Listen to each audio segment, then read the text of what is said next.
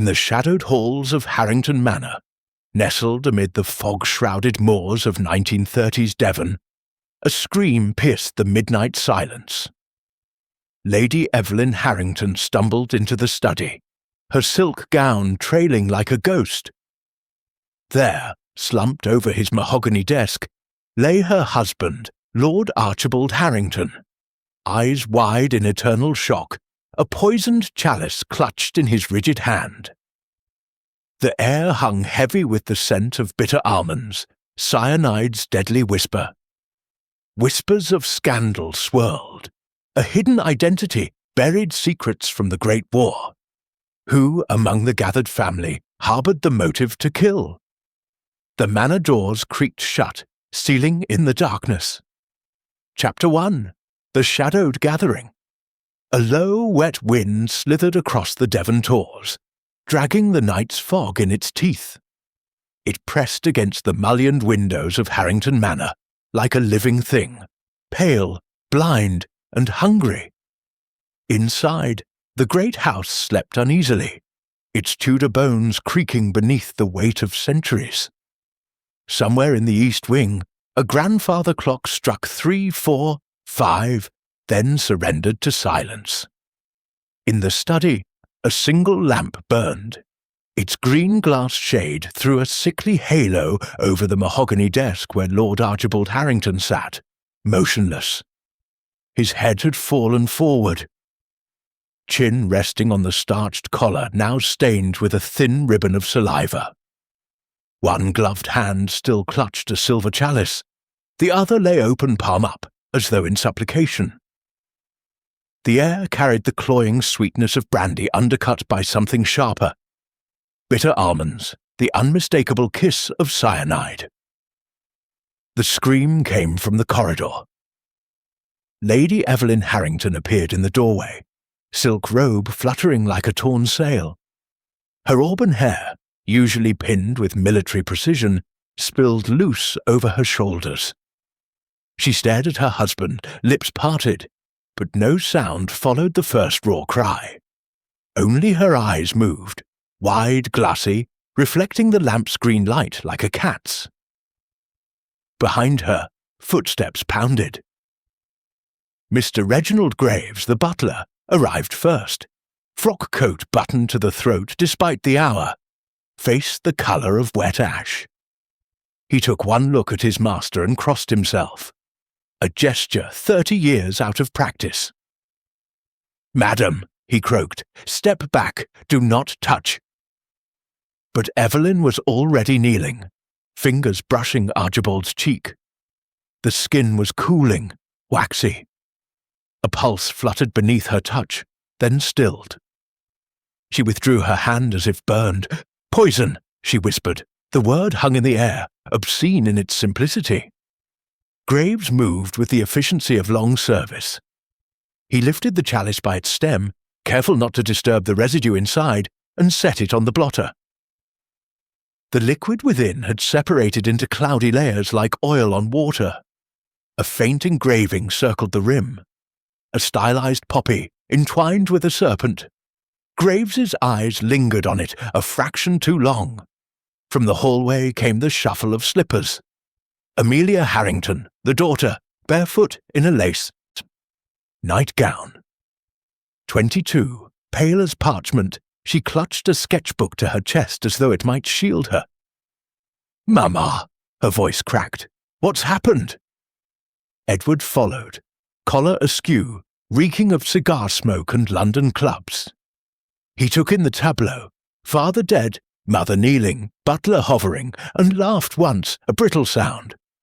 Christ, the old man finally drank himself to death. "Edward!" Evelyn's head snapped up. "Show some respect." "Respect." He gestured at the corpse. "He cut me off last month. Said I was a disgrace. Now he's the one disgraced, sprawled like a drunk in Whitechapel."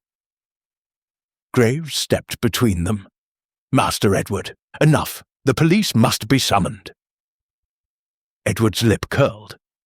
"Yes, let the local constabulary trample father's Orbison rugs. How fitting." Outside the fog thickened, swallowing the gravel drive, Somewhere beyond the yew hedges, a dog began to bark, then stopped abruptly, as if silenced by an unseen hand.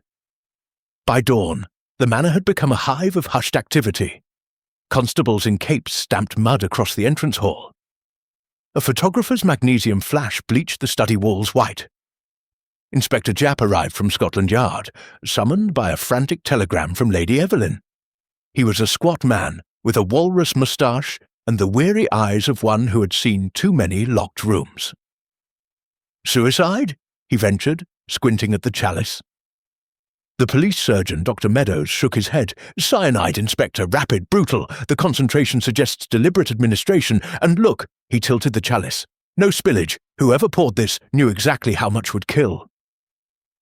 Japp scratched his chin. "Door locked from the inside. Windows barred since the Regency. Lord Harrington was alone after midnight. Servants confirm it." "Servants confirm what they're told to confirm," a new voice interjected. Precise, lightly accented, impossible to ignore. Hercule Poirot stood in the doorway, diminutive and immaculate. His patent leather shoes gleamed despite the journey. His moustache was waxed to symmetrical perfection. He carried a silver-topped cane and the faint scent of verbena. "Mon cher Japp," he continued, stepping into the room, "you leap to conclusions like a kangaroo. Suicide? Perhaps. But the little grey cells, they protest. Observe." He gestured to the desk. "The chalice is placed at a precise angle, 45 degrees to the blotter's edge. A man contemplating self-destruction does not arrange his poison with such artistry. No, this is the work of a mind that delights in order." Japp sighed. "Poirot, this is Devon, not your beloved London. We don't have your continental intrigues here." "Intrigue," Poirot corrected gently, "is not bound by geography. It resides in the human heart, and this heart," he tapped the corpse's chest with his cane, "has ceased to beat because someone wished it so." The drawing room had been transformed into an interrogation chamber. Crimson velvet drapes were drawn against the grey morning. A fire crackled with more cheer than the occupants felt. The suspects sat in a semicircle, like players in a macabre tableau. Lady Evelyn occupied the chaise longue, spine rigid, hands folded in her lap. The pearls at her throat, famous Harrington pearls, caught the firelight and threw it back like tiny accusations. She had not wept since the initial shock.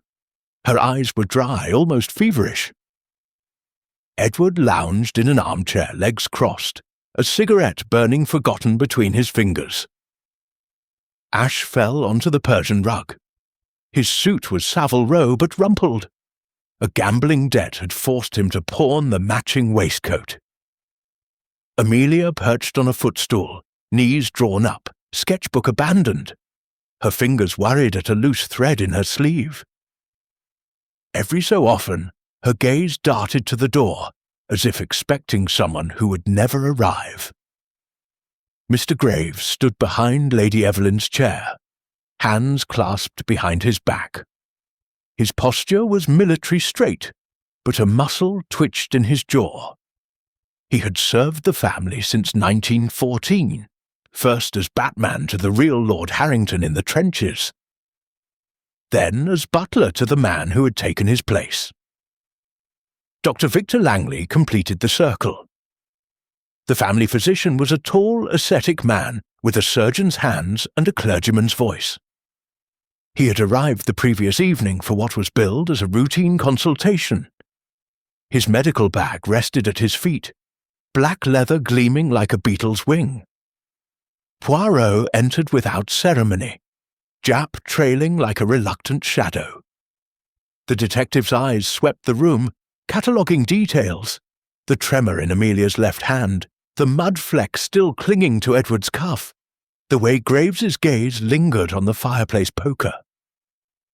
"Mesdames et messieurs," Poirot began, "we are gathered not for a séance, but for truth. Lord Harrington is dead, poisoned, the door locked, the windows barred, yet death does not lock doors. Someone among you does." Edward snorted. "Really, Monsieur Poirot, must we indulge this theatricality? My father was a difficult man. He had enemies, but murder?"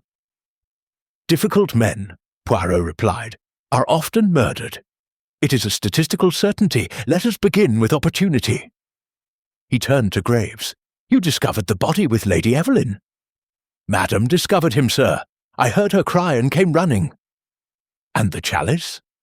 "I removed it from his lordship's hand, carefully. The stem was warm."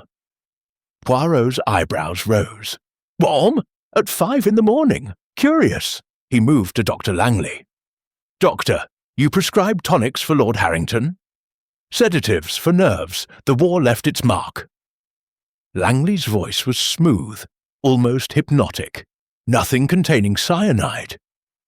"Yet cyanide is easily obtained by one with medical knowledge. A rat poison, perhaps, or something more exotic?" Langley's smile did not reach his eyes. "I assure you my poisons are confined to the surgery." Amelia made a small sound, half sob, half laugh. All eyes turned to her. "Mademoiselle," Poirot prompted gently. "He was going to announce something tonight," she burst out. "At dinner, something about the family. He said it would change everything." Her voice dropped to a whisper. "He said some of us weren't who we thought we were." Edward crushed his cigarette in a crystal ashtray. "Father's dramatics. He loved an audience." But Evelyn's hand had gone to her pearls again, twisting them until the strand threatened to snap. Poirot requested a tour of the study. The police had finished their photographs. The body remained, awaiting the coroner. The detective circled the desk like a fastidious cat. "The chalice," he murmured, lifting it with a silk handkerchief. The engraving caught the light. Poppy and serpent intertwined. "A symbol from the trenches. The 17th Battalion wore it on their cap badges. Your husband served with them, madame?" Evelyn nodded. 1916, the Somme. He never spoke of it." "Yet symbols speak when men fall silent." Poirot's gloved finger traced the serpent's coils. "And this chalice, was it a gift?" "From Dr. Langley," Graves supplied. "Last Christmas. A replica of one his lordship admired in Cairo." Langley inclined his head. "A trifle. Archibald collected antiquities." Poirot opened the desk drawers methodically. In the bottom right, beneath a stack of unpaid bills, he found a leather-bound diary. The lock was broken. Inside, entries in a spidery hand. 15 March. The impostor grows bold. He thinks the war buried his crimes. Tonight, I confront him. 20th March. He knows. Her silence is bought with pearls, but pearls snap. Poirot closed the diary. Your husband feared an impostor in his house, one who had stolen an identity during the war. A comrade, perhaps, who took a dead man's name to escape justice.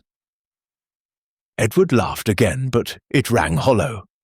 Father was paranoid, shell shock, or prescient. Poirot's gaze moved to Graves. You served with Lord Harrington in France? Graves's face was a mask. As his Batman, yes, until he was reported killed. Reported, Poirot echoed, a word with latitude. Chapter 2. Whispers from the Past. Hercule Poirot mounted the grand staircase 2 steps at a time, an agility surprising in so compact a man. Behind him, Inspector Japp lumbered, wheezing. Edward Harrington followed with the sullen gait of one dragged to chapel. Lady Evelyn's silk slippers whispered over the runner like dry leaves. Graves brought up the rear, his butler's shoes making no sound at all. They found Amelia in the doorway of her room, one hand clamped over her mouth, the other pointing inside. Her sketchbook lay open on the carpet, pages fluttering, though no window was ajar. Poirot stepped past her. The chamber was a girl's sanctuary, turned battlefield. Lace curtains billowed inward despite the latched casement. The four-poster's counterpane was slashed in precise, parallel lines, 5 cuts, each the length of a stiletto. On the pillow, arranged with macabre care, lay a single white poppy. Its stem had been snapped. Milky sap bled onto the linen like a wound. But it was the mirror that held Poirot's attention. Across the silvered glass, in crimson lipstick, Amelia's own shade, rouge baiser, someone had scrawled, "The serpent sees all the letters dripped," slow and deliberate, as though the hand that wrote them had savoured every stroke. Amelia's knees buckled. Edward caught her roughly by the elbow. "Pull yourself together, Amelia. It's theatrics." "Theatrics?" Her voice cracked like thin ice. "Someone was in my room. While we were downstairs, they watched us." Poirot examined the lipstick tube on the dressing table. The gold case was warm to the touch. "Recently used, within the hour." He lifted the poppy with a handkerchief. Beneath it, pressed into the pillow, was a brass button engraved with the same poppy and serpent motif as the chalice. "A regimental button. 17th Battalion. Your father's, or someone who wishes us to believe so." Lady Evelyn swayed. Graves steadied her with a hand that lingered a fraction too long at her waist. Japp barked orders to the constables. "Search the wing, every closet, every flue, and someone fetch the fingerprints kit." Poirot was already on his knees, studying the carpet. A faint trail of damp footprints, small, narrow-heeled, led from the bed to the wardrobe. Inside, the back panel stood ajar. A secret passage, Tudor in origin, exhaled cold stone breath. The footprints vanished into darkness. "Mon Dieu," Poirot murmured. "The manor is honeycombed with priest holes and smugglers' runs. A locked room is child's play when the walls themselves conspire." They reconvened in the morning room, a smaller chamber panelled in oak and smelling of beeswax and old grief. Sunlight filtered through leaded panes, painting the table in jewelled lozenges. Poirot had requested tea. Darjeeling, 2 sugars, no milk, and a plate of petits fours arranged in perfect symmetry. He believed the stomach must be appeased before the mind could hunt. Graves poured with ceremonial gravity. His hands, Poirot noted, were steady now, but the left cuff bore a faint smear of crimson, lipstick or blood. "Tell me, Monsieur le Butler," Poirot began, selecting a rose-scented macaron. "You have served the Harringtons since 1914? Since Master Archibald returned from France, yes." Graves's voice was colourless, the perfect servant's tone. "I was Batman to his lordship in the trenches." Edward snorted. "Batmen don't inherit earldoms, Graves." "Edward!" Evelyn warned. Her voice carried the whip-crack of old authority, though her eyes were red-rimmed. Poirot leaned forward. "Yet some men inherit more than titles. They inherit lives. Tell me, Graves, were you at the Somme in July 16? A pause. The teapot trembled, a single betraying chime. "I was. And Lord Harrington. Reported killed on the 14th. A shell burst. I identified the body." Graves's gaze flicked to the window, where the moor rolled away like a grey sea. His tags were on the remains. "Tags," Poirot echoed. "Easily transferred. In the chaos of battle, a man might become another. A coward might become a hero. A traitor might become a peer." Amelia gasped. "You're saying father wasn't—" "I say only what the little grey cells suggest. Let us examine the past, for the past is never past." Poirot requested the family albums. They were brought from the library in Morocco-bound volumes heavy as tombstones. He turned pages with reverence, pausing at a photograph dated 1915. A group of officers outside a billet in Bethune. Front row, centre, a young Archibald Harrington, ramrod straight, eyes already haunted, To his left, a sergeant with Graves's unmistakable jaw. Behind them, half-shadowed, a private whose face had been scratched out with a pin. "Look," Poirot said softly. "Someone wished this man erased even from memory." Edward peered over his shoulder. "That's Blackwood. J. Blackwood. Father's Batman before Graves. Died of fever, I think." "Or was made to die," Poirot corrected. He tapped the scratched face. "The poppy and serpent button belonged to the 17th, but Blackwood was a private. Privates do not wear officers' buttons, unless—" He let the silence finish the sentence. Dr. Langley entered then, medical bag in hand. "I've examined Miss Amelia. Shock, but no harm. The cuts to the counterpane were made with a scalpel. My scalpel, to be precise. It's missing from my bag." Convenient, Poirot thought. Aloud, "You were in the East Wing last night, Doctor."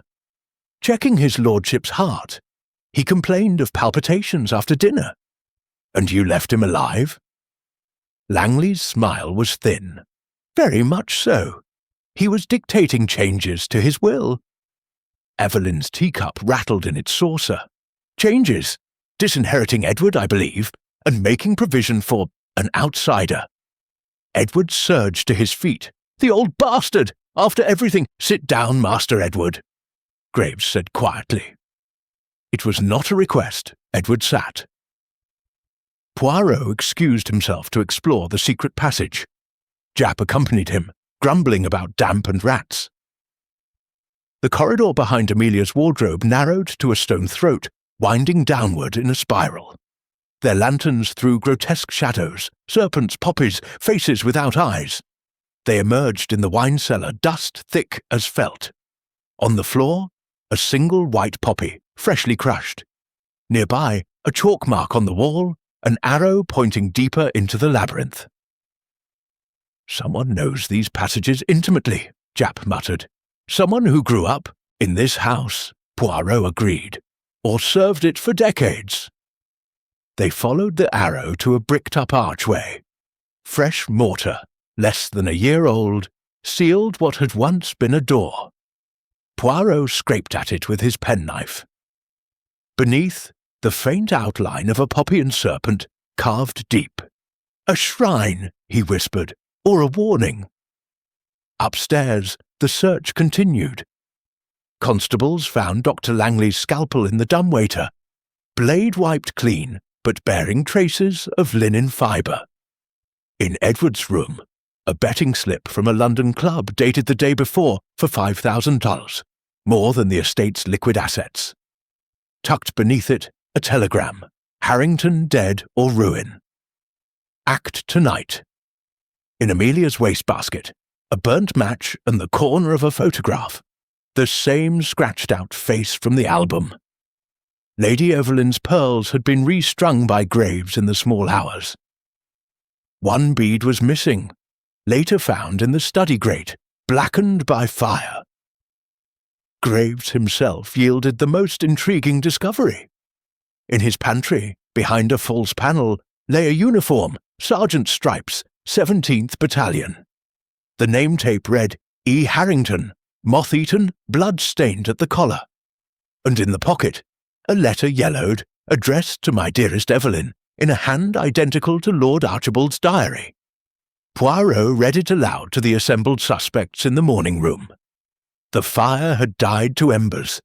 Outside, rooks wheeled against a pewter sky. "My dearest Evelyn, if you read this, I'm gone. The man you married is not the man who went to war. Archibald died in my arms at Montauban. I took his tags, his name, his life. Forgive me. The serpent was hunger, the poppy forgetfulness. Tell the children, tell them their father loved them, even if he was never theirs. Burn this, burn everything." Silence fell, thick as the fog outside. Edward laughed first, harsh, incredulous. So the old man was a fraud, and now he's dead poetic. Amelia was crying soundless tears. He was our father, in every way that mattered. Lady Evelyn stared at the letter as if it might bite. "I knew," she said at last. "Not the details, but the nightmares. The way he flinched at loud noises. I thought it shell shock." Graves stood apart, face carved from granite. "The real Lord Harrington saved my life twice. I owed him a debt. When this impostor returned wearing his face, I served him, watched him, waited." "For what?" Japp demanded. "For justice," Graves said simply. Poirot's eyes gleamed. "And the chalice? The poppy in Amelia's room? The serpent in the mirror?" "I know nothing of those," Graves replied. But his left hand, the one with the lipstick smear, curled into a fist. Lunch was a sombre affair. Poirot insisted on normalcy. Watercress soup, sole meunière, a Chateau de Chem from the cellar's dusty bins. He watched the suspects the way a cat watches birds. Edward drank too much, eyes bloodshot. Amelia picked at her fish, pushing bones into neat piles. Lady Evelyn's hands shook so badly that Graves had to cut her meat. Dr. Langley ate with surgical precision, but his gaze kept drifting to the windows. Conversation was sparse until Poirot steered it. "Tell me, Lady Evelyn, the announcement your husband planned, what was it?" She hesitated.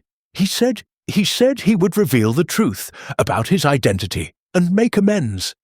There was to be a new will, leaving the estate to charity. We would keep only the dower house." Edward slammed his glass down. "Charity! After I've grovelled? You've gambled!" Evelyn snapped. "You've whored! You've shamed us!"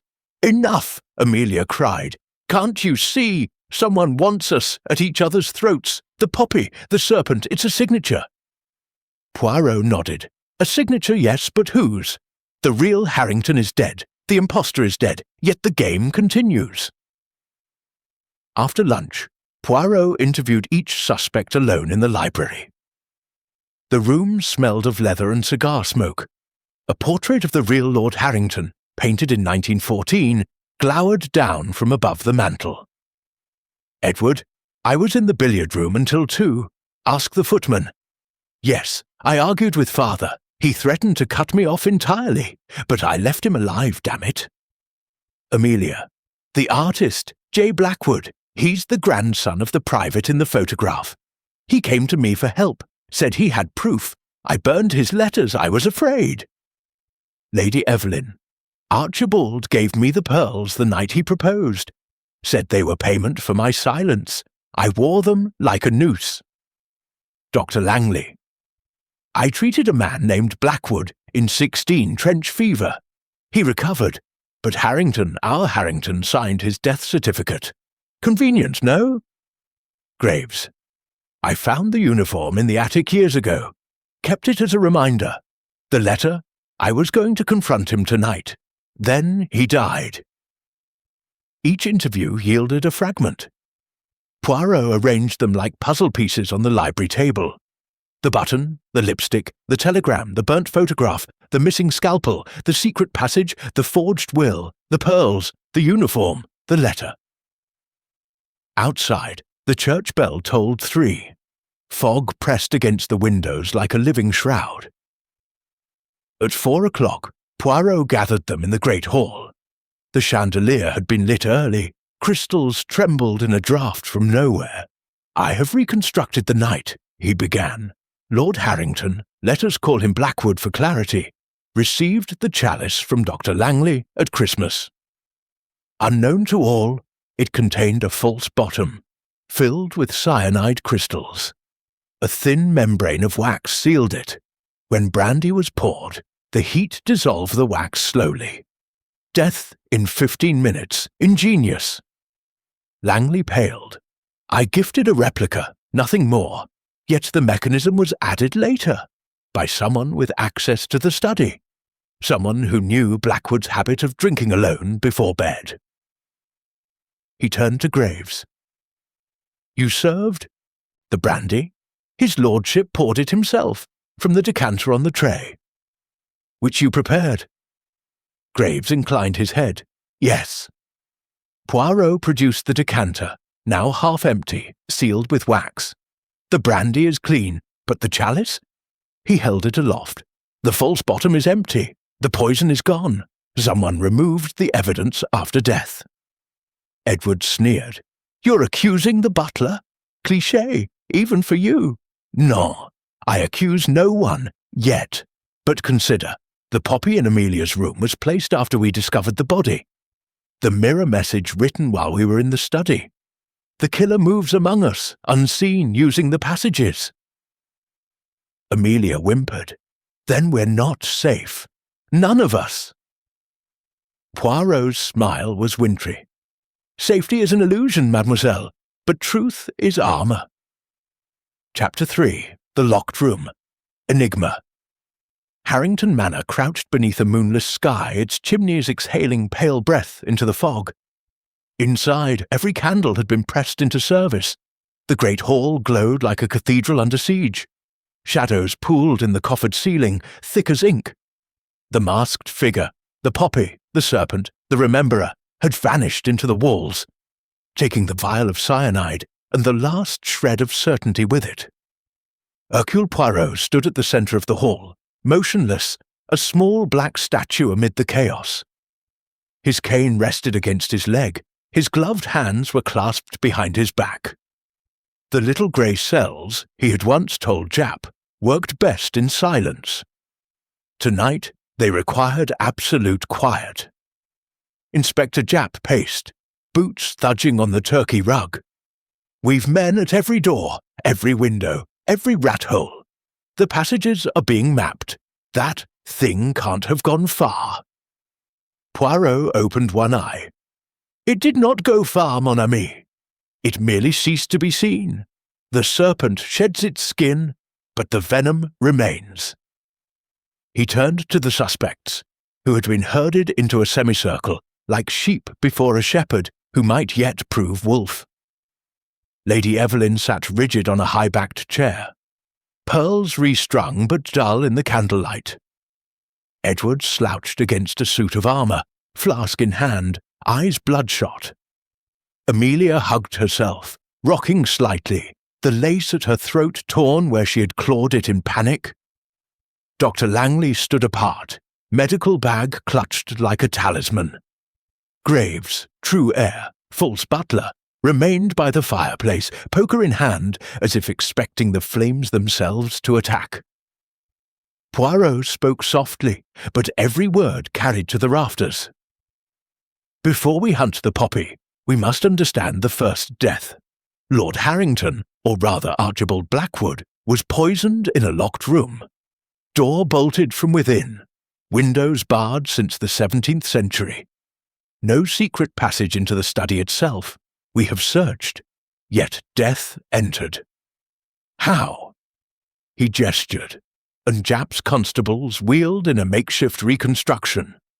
A doorframe salvaged from the lumber room, fitted with the original study bolt. A replica desk, the Whodunit chalice, now empty, gleaming malevolently under the chandelier.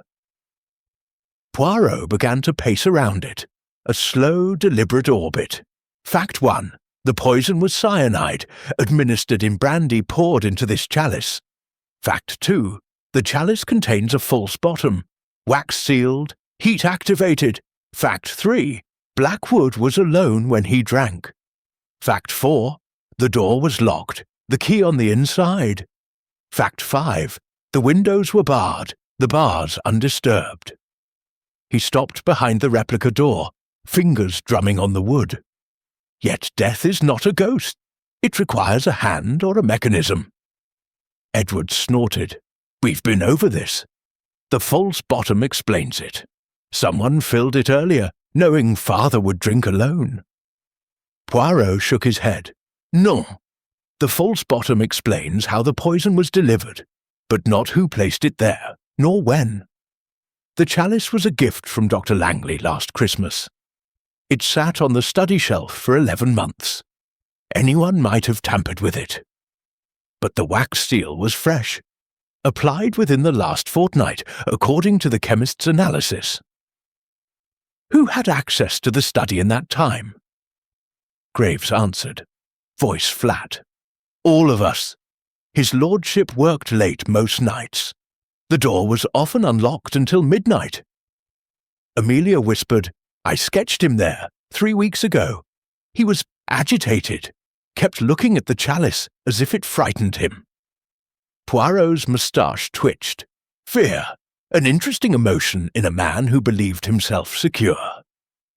He lifted the replica chalice, turning it so the candlelight caught the poppy and serpent engraving. This symbol, regimental, yes, but also personal. A reminder, a threat. Someone wished Blackwood to see his past every time he drank. He set the chalice down with a deliberate clink that made Amelia flinch. Let us reconstruct the evening. Dinner at 8. Sole, pheasant, a 21 Latour. Blackwood argumentative. Threatens to disinherit Edward, to expose the imposture. At 10 the guests retire. Blackwood remains in the study with his brandy. Graves brings the decanter at 11. Blackwood pours, drinks, locks the door. At 5 a.m, Lady Evelyn finds him dead. 15 minutes for the poison to act, give or take. But the chalice was warm at dawn.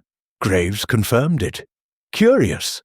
Cyanide kills swiftly, yet the chalice retained heat for hours. Japp frowned. The lamp, it was still burning when we arrived. Précisément. But the lamp was on the opposite side of the desk. The chalice sat here. Poirot placed it precisely 45 degrees to the blotter's edge, as he had noted that morning. Beyond the lamp's direct warmth, yet it was warm. Why?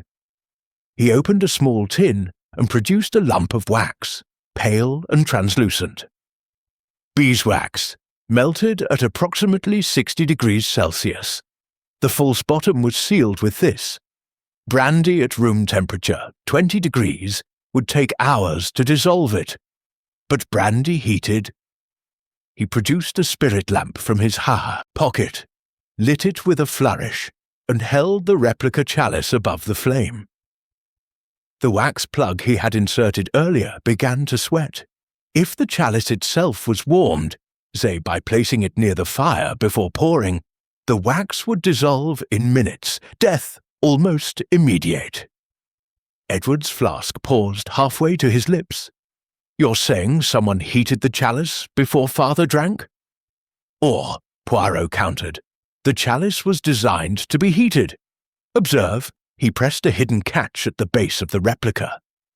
A thin copper coil, unfolded like a serpent's tongue. A heating element powered by a small battery concealed in the stem, patented in 1927 for warming brandy in motor cars. Rare, but not impossible. The battery activates when the chalice is filled. Contact with liquid completes the circuit. The wax dissolves in 90 seconds. The drinker has time for 1 sip, perhaps 2, before collapse. Langley's face had gone the colour of old parchment. I gifted a replica, nothing more. Yet you're a collector of medical curiosities, Docteur. This mechanism is surgical in its precision. Who better to acquire it? Langley's mouth opened, closed. No sound emerged. Poirot continued, relentless. The battery was removed after death, explains the warmth at dawn. The killer entered the locked room, retrieved the evidence, and left. But how? He moved to the replica door, slid the bolt with a decisive snick. Locked from within, key on the inside. He produced a length of silk thread, looped it around the key, passed it beneath the door, and pulled. The key turned, the bolt slid back. Child's play, Japp muttered. String trick, music hall stuff. Yet, effective, Poirot replied. The thread was retrieved through the keyhole, leaving no trace, but... He knelt, examining the actual study door, now propped against the wall. The keyhole is blocked, paint applied years ago. The trick is impossible. He straightened, eyes gleaming. Therefore, the door was not locked when the killer entered. Blackwood locked it after pouring the brandy, unaware the poison was already active. The killer waited outside, entered after death, perhaps using a duplicate key, removed the battery, and relocked the door from within before exiting through. He gestured to the ceiling. A constable had pried open a ceiling rose. A narrow shaft descended, once a laundry chute. The killer climbed down, performed the clean-up, climbed back. The shaft opens into the attic. From there, the passages. Amelia's voice was a thread. The attic! I was up there yesterday, looking for Mother's old trunks. I heard breathing behind the wall. Poirot nodded. The poppy was watching, always watching. They moved to the study itself. The body had been removed, but the chair remained, angled toward the desk as if Blackwood might yet rise to greet them. Poirot knelt, examining the floorboards. Observe, a faint scratch here, parallel to the desk leg, and another here. The desk was moved after death, but before dawn. He enlisted 2 constables to shift the heavy mahogany piece. Beneath, a brass plate, flush with the floor. Poirot pried it up with his penknife. A small cavity lined with felt. Inside, a wax impression of the study key and a single white poppy petal. The killer prepared in advance, Poirot said. The plate was installed years ago, perhaps when the impostor first feared discovery.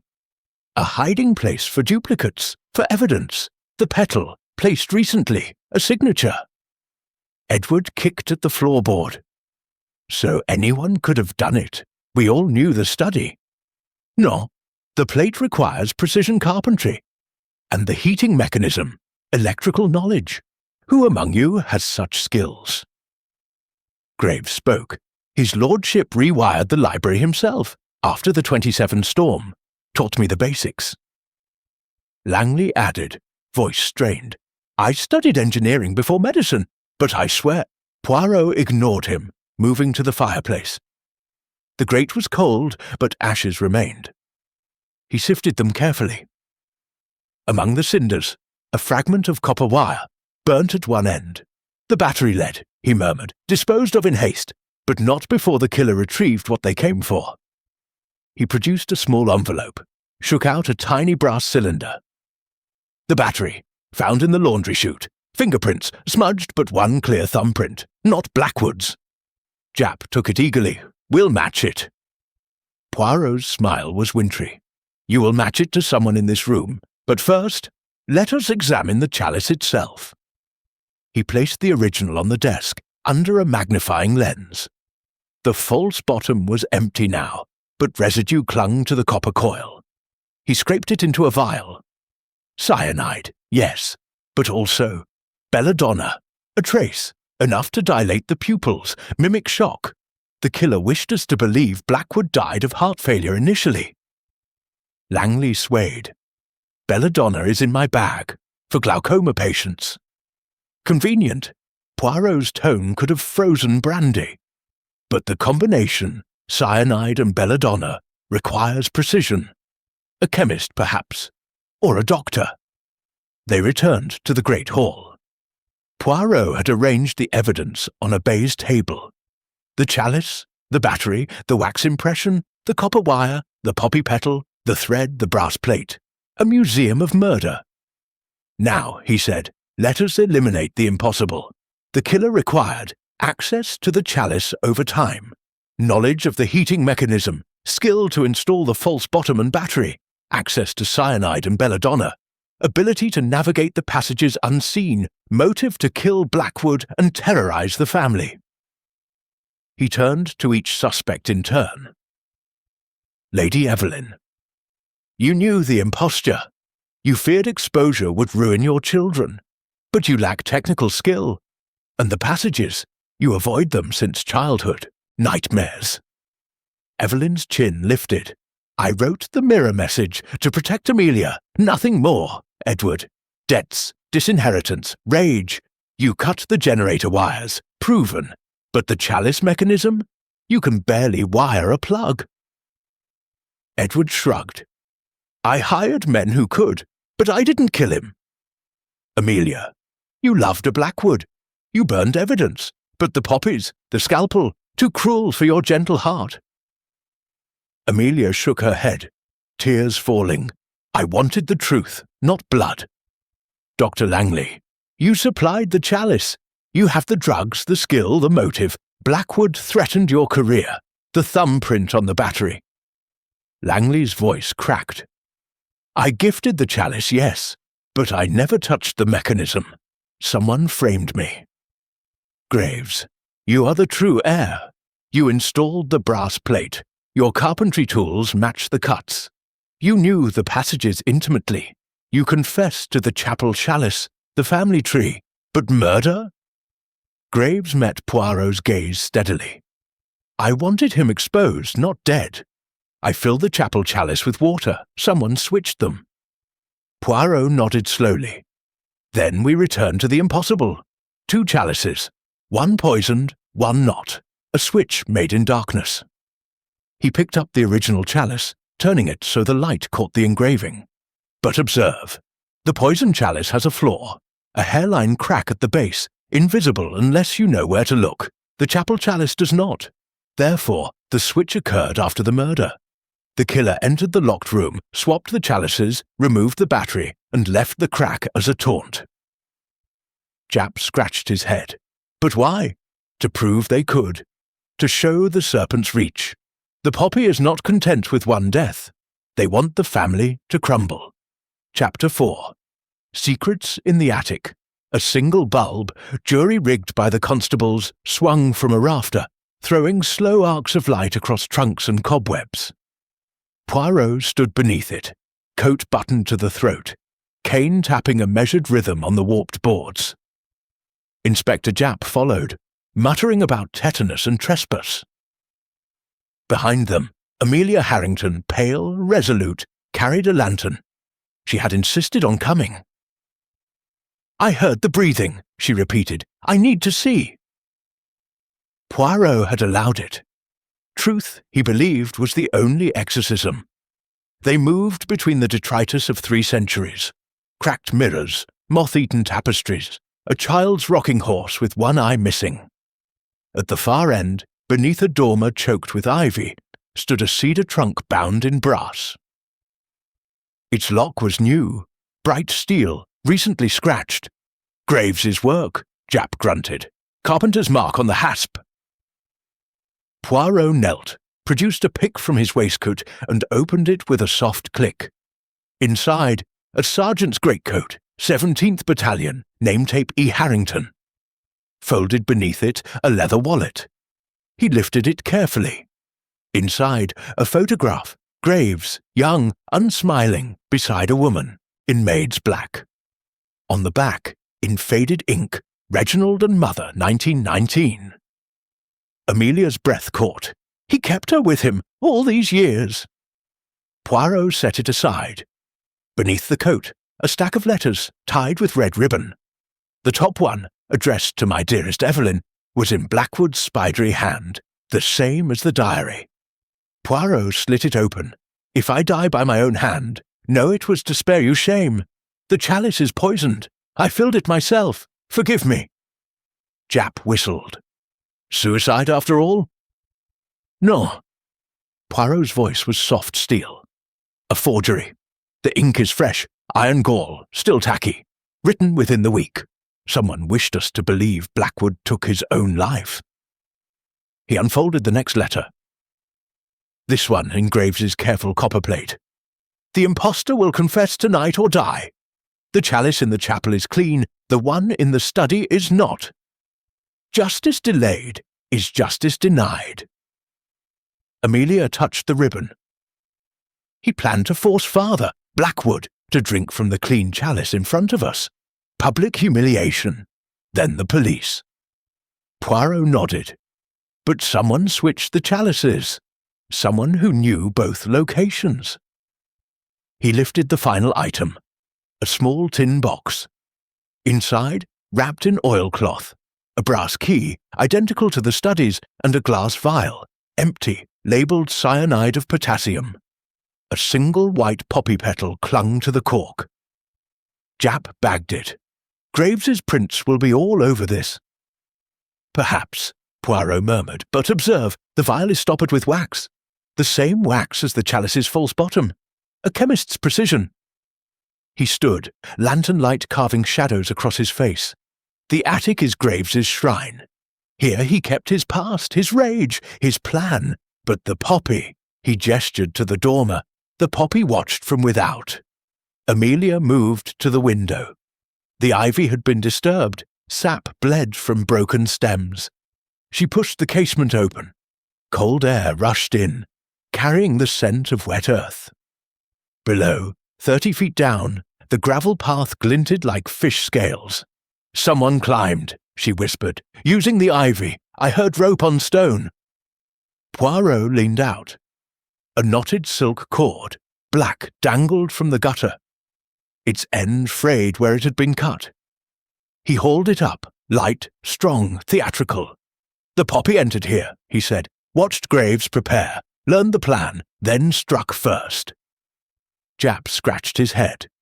So Graves poisoned the study chalice, but the poppy swapped it for the chapel one, already poisoned. Précisément. The poppy improved upon Graves's justice. Death instead of exposure. Amelia's lantern trembled. "But why terrorize us? The messages, the mask."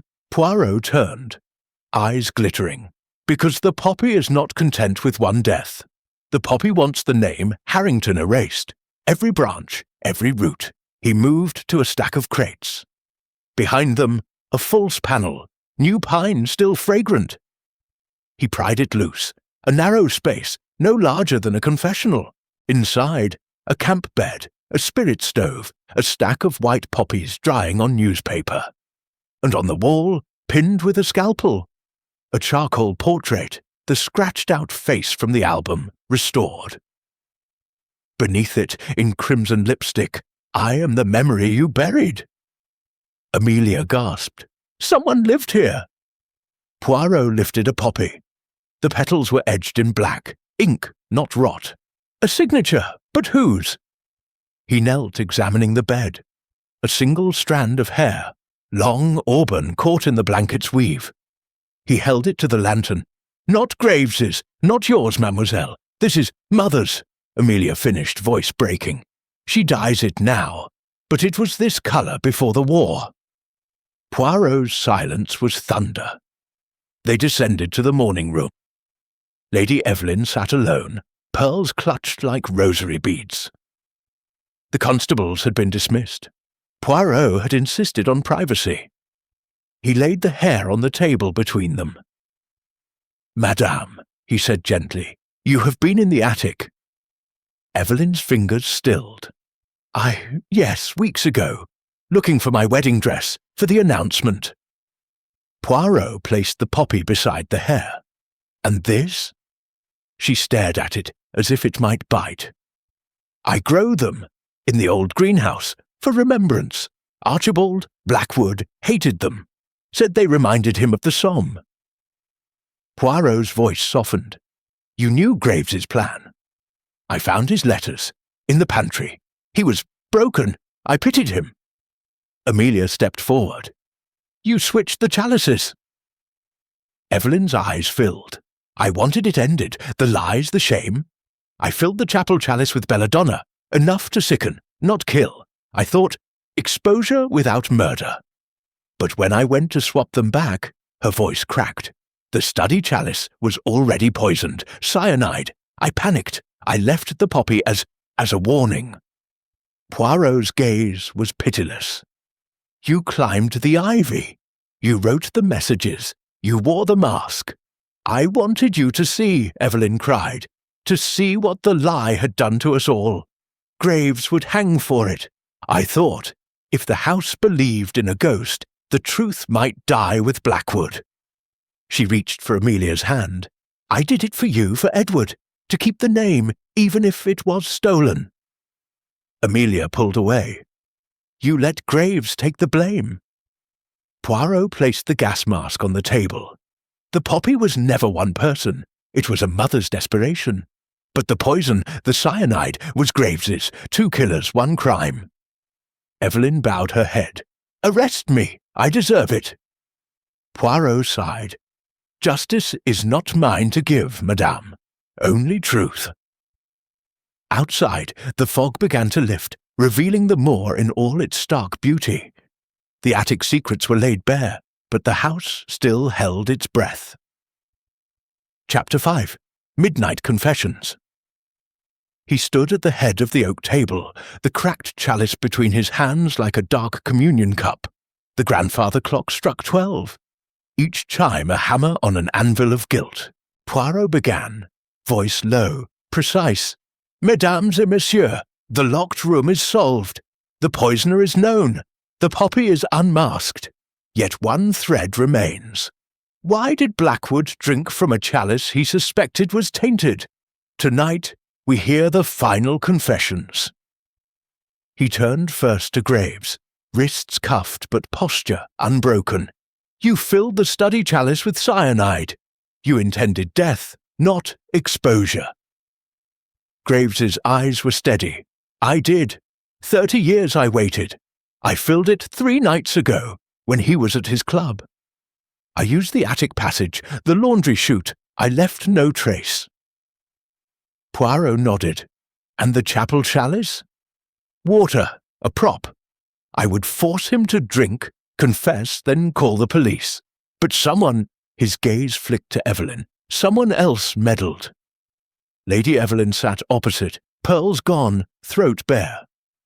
"I swapped them at dusk. I thought Belladonna would sicken him into truth. I climbed the ivy, used the passage, but when I returned at midnight to switch back, the study chalice was already poisoned. I panicked. I left the poppy." Amelia, between them, clutched her sketchbook like a shield. "I knew about the artist, J. Blackwood. He had letters, proof. I burned them in the kitchen grate. I slashed my own bed to create chaos, to delay the announcement." Edward laughed, a brittle sound. "And I cut the generator wires. Wanted to search father's safe in the dark. Found the new will. Charity, nothing for us. I burned it in the billiard room." Dr. Langley, pale as parchment, spoke last. "I supplied the belladonna. Evelyn asked for a sedative. I suspected. I said nothing." Poirot placed the chalice on the table. 5 confessions, 5 truths, yet Blackwood's final act remains.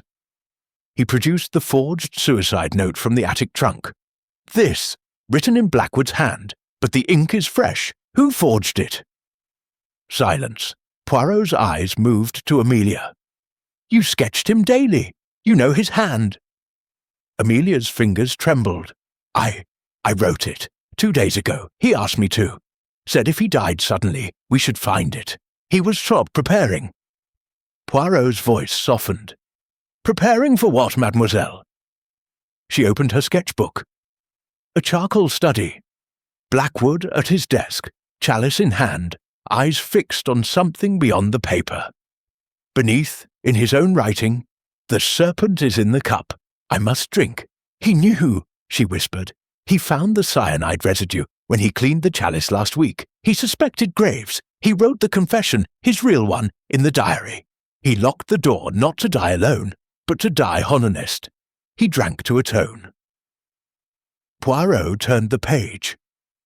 The diary's final entry, dated the night of the murder. "Tonight I reveal all. If I lack courage, the chalice will speak for me. Evelyn, forgive the lie. Children, forgive the father you never had. Graves, take what is yours. The poppy forgets nothing." Edward's flask clattered to the floor. He wanted to die? No, Poirot corrected. He wanted to be free. Death was the price. He placed the diary beside the chalice. Graves provided the poison. Evelyn the belladonna. Amelia the forged note. Edward the distraction. Langley the silence. Each of you killed a piece of him. Together, you killed the man. Graves spoke, voice raw. I thought justice, but I stole his confession. Evelyn reached for Amelia's hand. I thought protection, but I stole your future. Langley bowed his head. I thought loyalty, but I stole honor. Edward stared at the floor. "I thought revenge, but I stole nothing. He was already gone." Poirot stepped back, letting the candlelight fall full on their faces. The locked room was never locked against the world. It was locked against the lie. Blackwood entered willingly.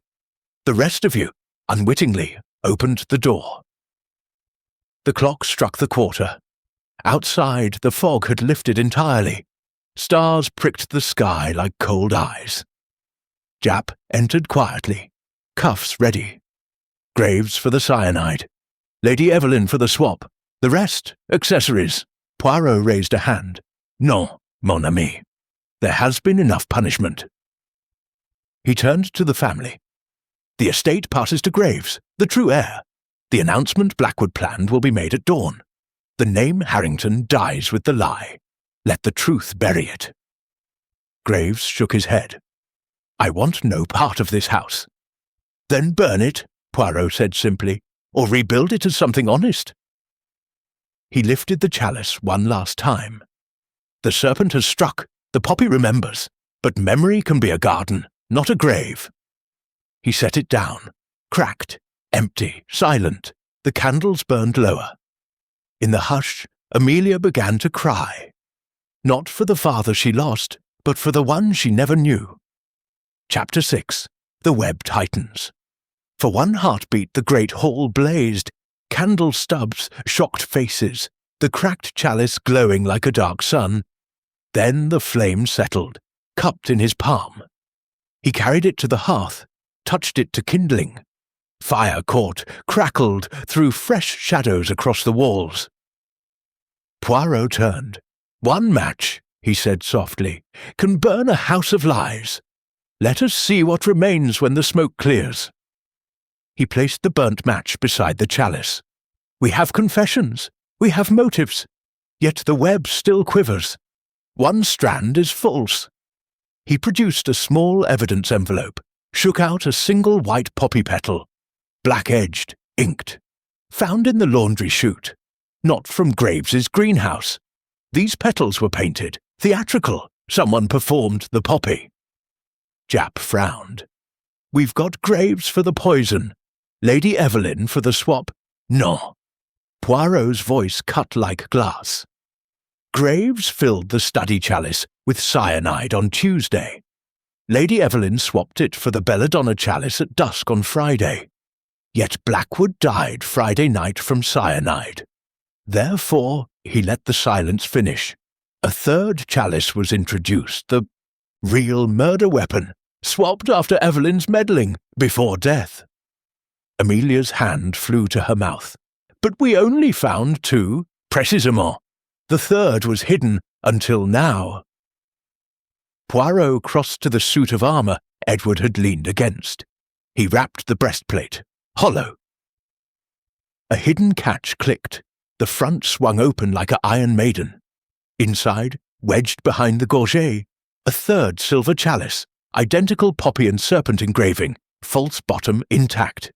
A trace of white powder clung to the rim. "Cyanide," Poirot announced, "and fresh wax, sealed Friday afternoon." Edward stared. "That armour's been there since Cromwell." "Yet the chalice is warm," Poirot said, lifting it carefully. "Body heat. Someone placed it within the hour." He turned to Dr. Langley. "You stood beside this armour all evening, Docteur. Your hand never left your medical bag." Langley's face strained. I treated a splinter." Poirot opened the bag. Inside, a duplicate key to the study, a vial of belladonna, and a tiny blowtorch, jeweller's size, perfect for melting wax in seconds. "You forged the third chalice," Poirot said. "You knew Graves's plan from Evelyn's confession. You knew the swap. You waited until she left the study chalice, now belladonna, on the desk. You entered through the chute, swapped it for your cyanide chalice, sealed in the armour until needed. You even painted the poppy petals to mimic the ghost." Langley backed toward the door. "Preposterous!" Poirot produced a final item. A theatre makeup kit, crimson lipstick, black ink. "Found in your room, Docteur. The poppy's mask was grease paint and fear. You terrorized the house to cover your tracks. Japp moved to block the exit. Langley lunged, grabbed the poker from the hearth, swung wildly. Graves caught his wrist, twisted. The poker clanged to the floor. Langley sagged. He was going to expose me. The false death certificate. My career ruined. I had to— "Silence," Poirot commanded. "You had the skill, the access, the motive. You used Graves's rage, Evelyn's guilt, the children's fear.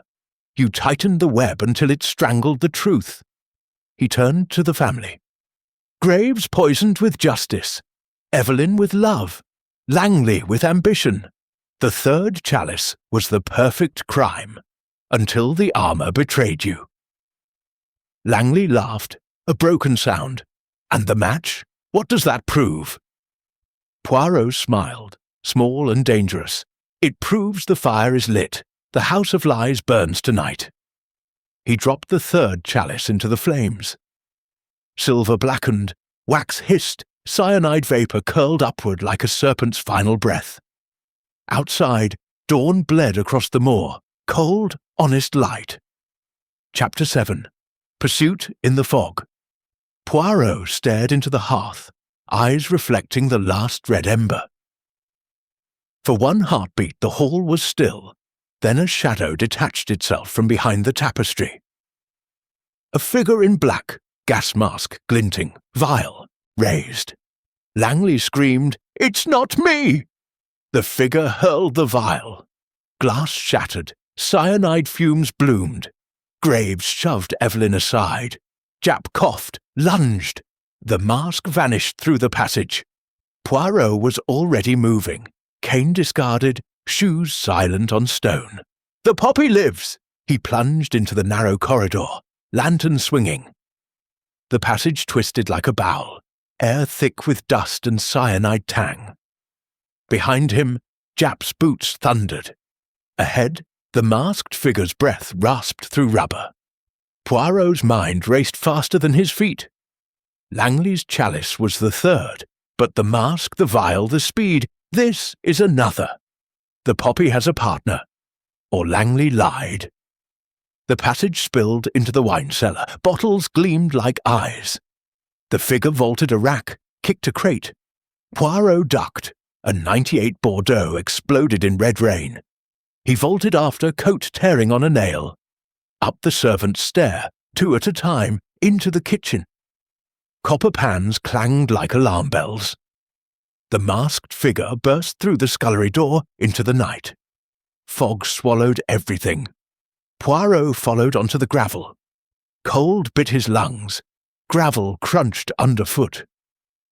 The moor stretched endless, silvered by a rising moon.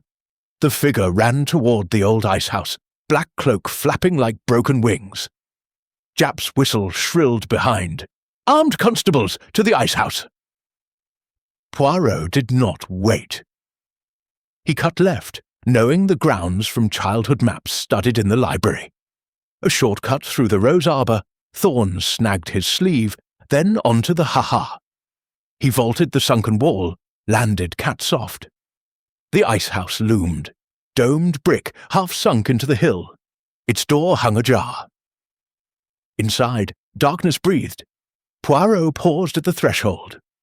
"Entrez, mon ami," he called, voice calm. "The game ends here." A low laugh, muffled, sexless, echoed from within. Then a click. A lantern flared. The poppy stood atop the ice pit, mask lenses reflecting flame. In one hand, a Webley revolver. In the other, a second vial, corked, labelled in red, poppy extract. Fatal. "One step," the voice rasped, "and the house drinks poison." Poirot stepped forward. "You have no house left." Langley confessed. "Graves is heir. The lie is dead." The mask tilted. The lie was never the point. The Harringtons buried my father in a trench and stole his name. I buried theirs in fear. Poirot's eyes narrowed. "You are J. Blackwood, the artist." A pause, then the mask came off. Amelia's face, pale, tear-streaked, eyes burning, stared back. The lantern revealed charcoal smudges on her fingers, crimson lipstick on her collar. "Amelia!" Japp's voice cracked behind Poirot. She laughed wild. "I sketched him every day. I knew every line of the lie. My lover, real Blackwood's grandson, brought me the letters. I burned them, yes, but I kept the truth." She raised the vial. "This is poppy latex, concentrated. 1 drop in the well, and the village remembers. The Harringtons as poisoners." Poirot took another step. "You slashed your own bed, wrote the messages, wore the mask, but the cyanide— Graves's," she spat. "I swapped the chalices to frame Langley. I wanted them all to hang." Japp raised his pistol. "Drop it, miss." Amelia's hand trembled. One more step. Poirot lunged. The gun roared. The bullet grazed his shoulder, hot as betrayal. He crashed into her. The vial flew, shattered on the ice. Fumes rose, sweet, deadly. Amelia clawed at his face, nails raking. He pinned her wrists. "Why?" he demanded, blood soaking his sleeve. "Because I was never his daughter," she sobbed. "Mother told me last year. I'm the maid's child, Graves's half-sister. Blackwood raised me as his own. I owed him nothing." Japp cuffed her. Constables swarmed, lanterns bobbing like fireflies. The fog began to lift, revealing the manor, windows glowing, a house awake to its own funeral. Poirot stood, pressing a handkerchief to his wound. "The web tightens," he murmured, "until it strangles the spider." Amelia was led away, head high, tears cutting clean paths through the grease paint. At the threshold, she turned. "The poppy remembers," she whispered. Poirot watched her go. And the Moor forgets nothing. Chapter 8. Revelations unfold. Dawn bled through the mullioned windows, pale and merciless, stripping the room of its nocturnal illusions. Poirot stood at the hearth, shoulder bandaged by Japp, with a strip torn from a tablecloth. Blood had soaked through, but his eyes were bright, little grey cells blazing like coals. Amelia sat cuffed to a chair, grease paint streaked by tears. Graves stood beside her, free of irons now, face carved from grief. Lady Evelyn clutched the arms of her seat as if the world might tilt. Edward nursed a fresh flask, eyes hollow. Dr. Langley sat apart, head in hands, accessory, not architect. Poirot spoke, voice calm as a judge's gavel. "The web is cut, the poppy is named, yet one lie remains." He placed the melted chalice, now a twisted silver scar, on the table. Beside it, the third chalice from the armour, the vial of poppy latex, the Webley revolver. Evidence laid like cards in a final hand. "Amelia Harrington," he began. "Blackwood," she corrected, chin high. "I claim the name I was denied." Poirot inclined his head. "Mademoiselle Blackwood, then. You confessed to the mask, the messages, the pursuit. You intended to poison the well. But the cyanide in the study chalice, that was not yours." Amelia's eyes flickered. "Graves. Graves filled the original study chalice on Tuesday," Poirot interrupted. "Lady Evelyn swapped it for belladonna on Friday dusk. Dr. Langley introduced the third chalice, cyanide, sealed Friday afternoon, hidden in the armour. You, mademoiselle, swapped again at midnight, replacing Langley's chalice with the clean chapel one, leaving Graves's cyanide residue to be discovered. A perfect frame." He turned to Langley. "You believed you killed Blackwood. You did not. Your chalice was swapped before he drank." Langley's mouth worked soundlessly. Poirot produced a final object, a small brass key, identical to the study's, found in Amelia's sketchbook. She entered the study after Langley's swap, before Blackwood locked the door. She watched him drink from the clean chalice, Graves's original, now containing only water. She let him die believing he atoned. Amelia laughed, a broken sound. "He wanted confession. I gave him silence." Poirot's gaze moved to Graves. You filled the chalice with cyanide, yes, but you never intended it to be drunk. You planned exposure. Amelia turned your justice into murder. Graves's voice was ash. I gave her the key years ago, for the passages. I never thought. Lady Evelyn stood, trembling. I swapped for belladonna to sicken, not kill. Amelia used my guilt. Edward slammed his flask down. And I burned the will to save my skin. She used my greed. Poirot raised a hand. 5 sinners, 1 sin.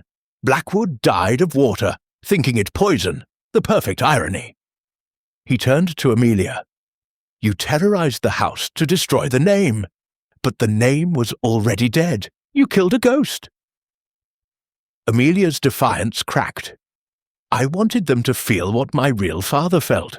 Buried alive in a trench, name stolen. Poirot's voice softened. Your father was Elias Harrington. He died a hero.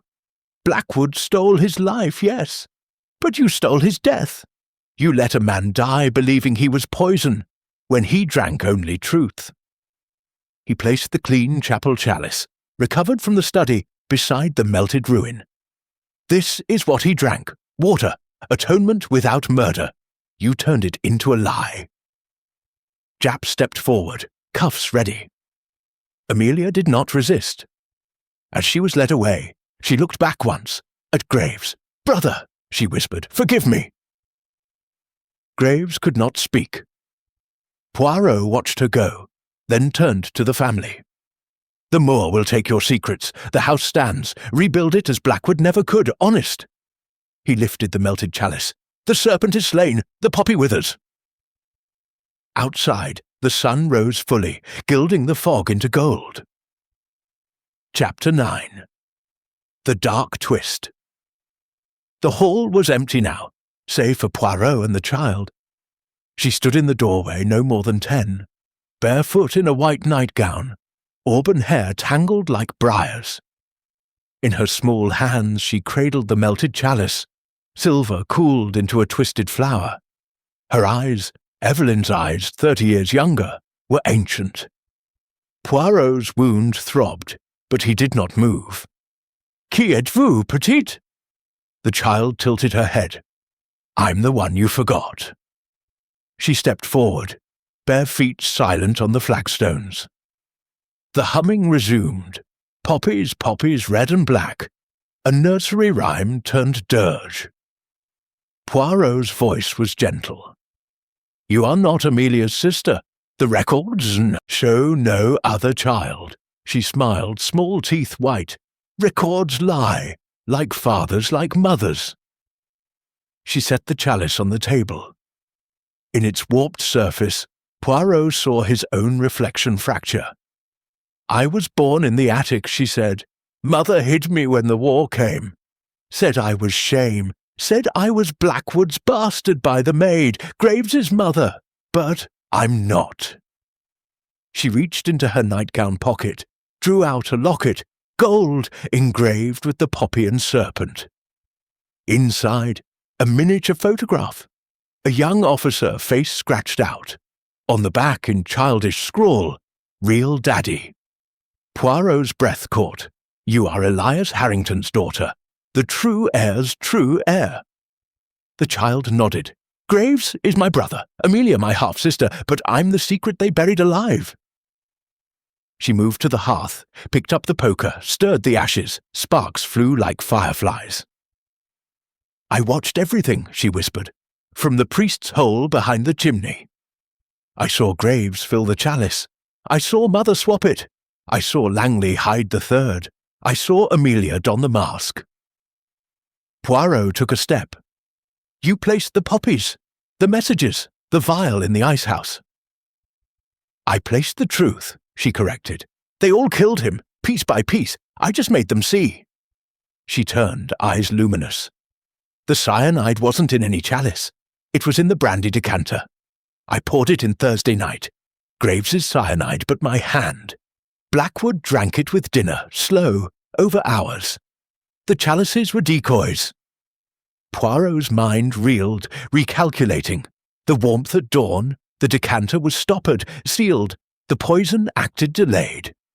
The child smiled again. Belladonna in the belladonna chalice masked the almond scent. Langley's idea, but I suggested it. Everyone confessed to the wrong crime. She opened her other hand. A single white poppy, edges black with ink. I painted these in the attic. I wrote the messages with mother's lipstick. I wore the mask, too big, but the dark hid me. I cut the generator. I fired the shot in the fog. Blanks to herd you. Poirot's voice was soft. Why, Petite? Because they stole my name, she said simply. I wanted them to lose theirs. She moved to the table, picked up the clean chapel chalice. This one held water. Blackwood drank it, thinking it was poison. He died happy, atoning. I let him. Poirot took another step. You are a child. Children remember, she said. Children see. She lifted the locket, kissed it, then placed it in the melted silver. The gold began to sink, swallowed by cooling metal. The house is mine now, she whispered.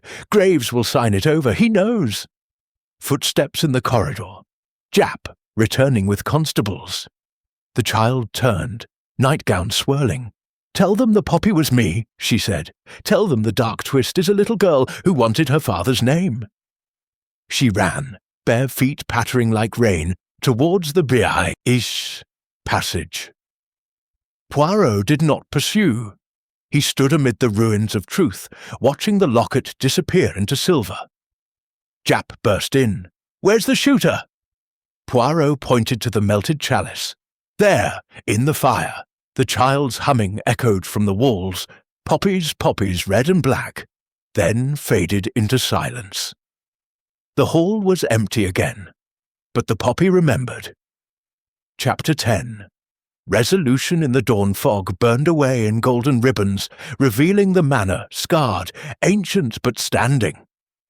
Poirot stood on the terrace, coat buttoned despite the warmth, shoulder stiff beneath the bandage. The melted chalice rested in his gloved hands, locket sealed forever in its silver heart.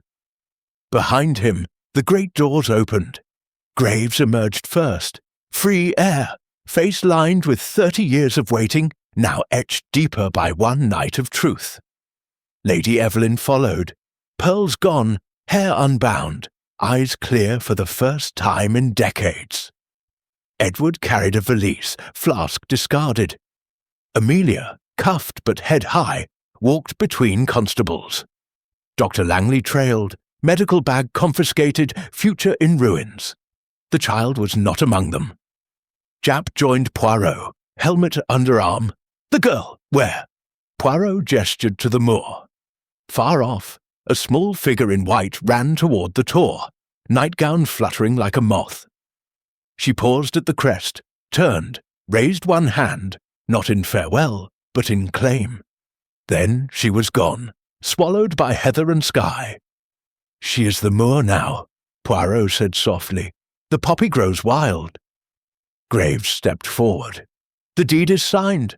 The house, the land, hers. I'll manage it until she's of age.